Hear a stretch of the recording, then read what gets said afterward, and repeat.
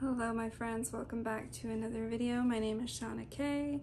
I am an alternative woman who tries to be relatable with so many taboo topics, whether that be psychedelics, pain management. I talk about my journey dealing with a chronic illness and how all of that applies to staying healthy, trying to stay fit, trying to be a mom, a business owner, a hustler, a wife, so many factors, and I love to take you guys with me and share with you some tricks and tips and lifestyle changes that I make while I try to juggle life with all that it entails.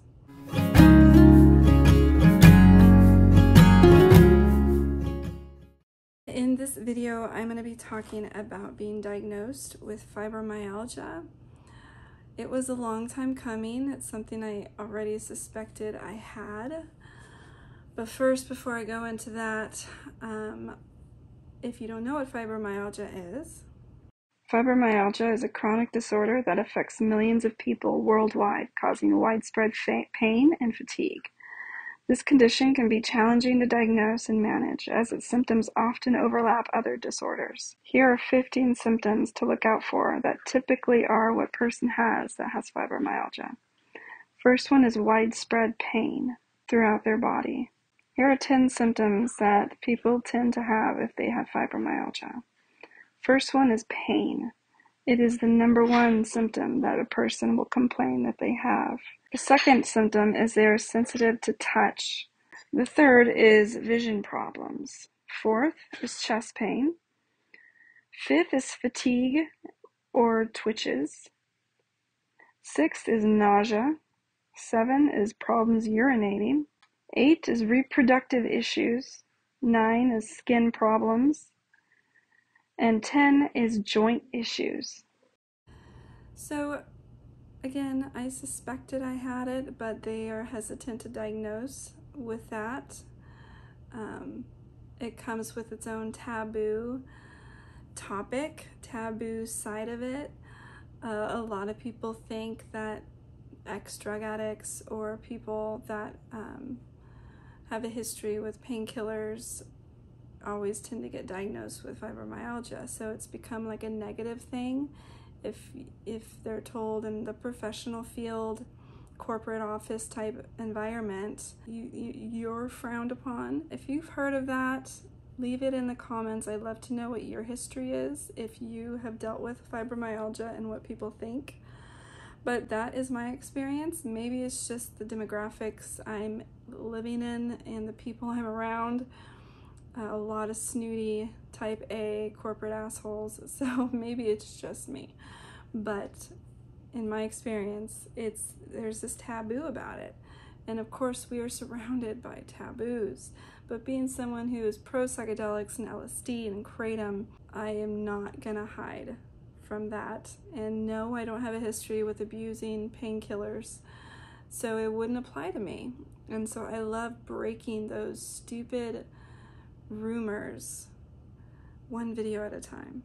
So for me, my history, what triggered fibromyalgia was my cervical neuropathy, my nerve damage, but also my hypermobility syndrome.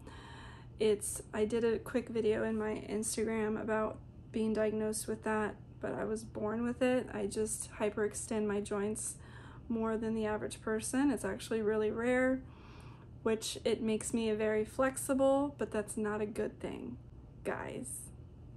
Okay, it comes with its pain and cons, but that is what triggered fibromyalgia, as well as my cervical neuropathy, which again is you're born with that as well, or an injury could trigger it. Now, because I've not had an injury, because I've not had a bunch of car wrecks, any really, because I don't have a history with just overexerting my body, the cervical neuropathy was something I was born with, something that happened over time and made itself known. But on top of that, the hypermobility thing, it's just added to it. So I was always surprised at how exhausted I would feel. Like any kind of workout, any kind of activity, I always was exhausted since I was young. And I couldn't figure out why. Of course, I was called lazy. I was called all kinds of things. It was frowned upon, which is very common. Or, you know, a person at the gym is going to push you and like, you know, give you your pep talk, but you could do this, push yourself, you could do more. If that's all you got, what? Really? You was? You know, and then all this time you had like hypermobility shit. Come on, that's like devastating. So thinking back on all the times where I felt lazy, I'm like fully justified now, and I want to go back and like tell all those people, like, you fucking assholes, you were mocking me and I have a syndrome. But I'm a bigger girl than that. I will not do such a thing. But I'll think it.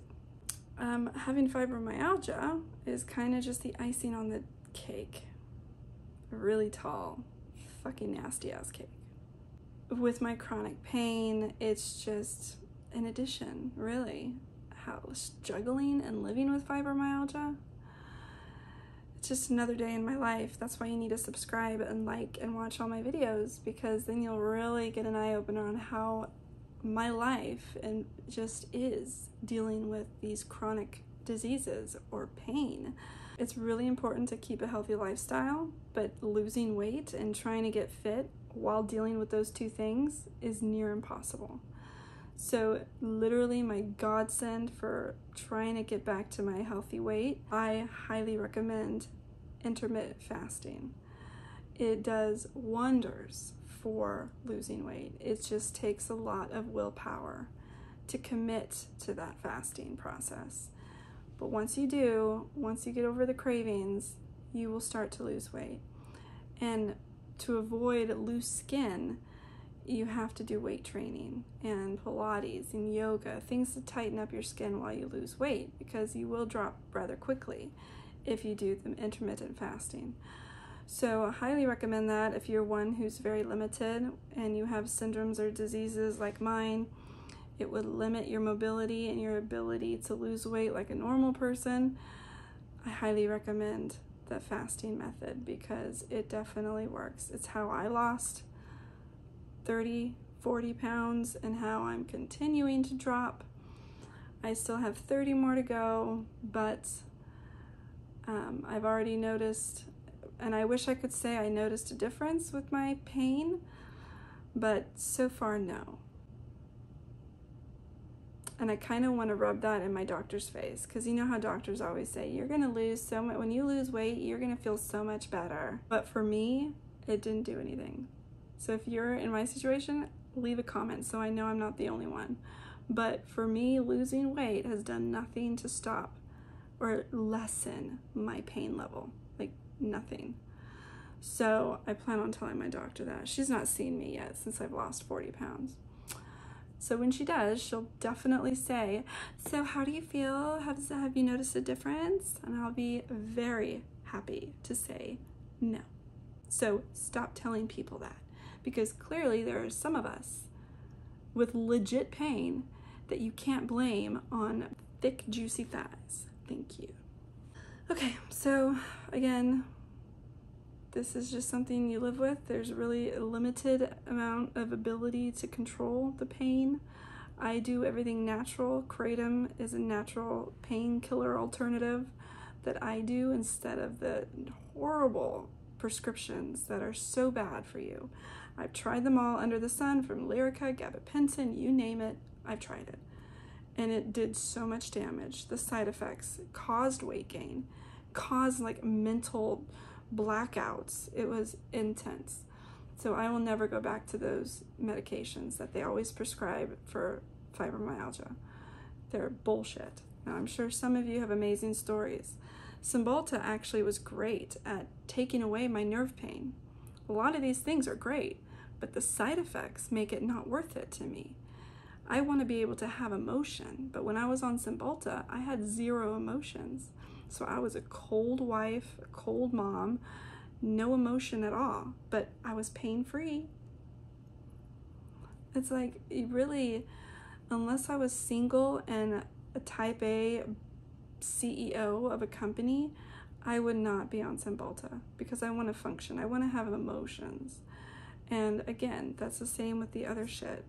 The side effects was just not worth it. Even if it worked for some of the pain or all of it, it's not worth having blackouts, gaining weight, or becoming a cold witch. Sorry, honey. All right, that's all for now. Watch me come back at another video at another time, and I look forward to reading your comments and getting to know you guys. I hope this was somewhat helpful and informational, and I will see you in my next video.